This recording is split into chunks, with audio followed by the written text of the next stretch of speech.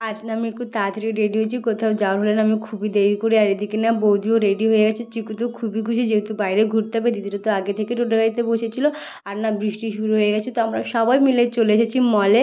যেহেতু পুজো চলে এসেছে, কাজের মাত্র আর কটা দিন হাতে গোনা, তো আমরা সবাই মলে চলে এসেছি পুজোর জামা কাপড় দেখতে।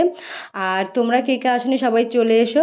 আর এখানে না সব ছোট ছোট বাচ্চাদের জামা কাপড় ছিল খুবই সুন্দর। তারপর ছোট ছোট বাচ্চাদের জামা কাপড় দেখার পর আমরা মেয়েদের জামা কাপড় দেখতে চলে এসেছি, মানে আমাদের।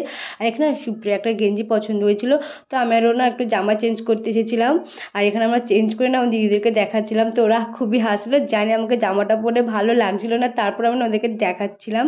আর আমার প্রচুর হাসছিল। যাই হোক, আর এদিকে না চিকু দেখো আয়নার দিকে একা একা হাসার না খুবই মজা পাচ্ছিল আর একা একা খেলছিল। আচ্ছা বলো তো কার কার ভালো লাগে বৃষ্টি ভেজা সন্ধে? আমার তো বেশ ভালো লাগে। তারপর আমরা সবাই মিলে চলে এসেছি মোমো খেতে।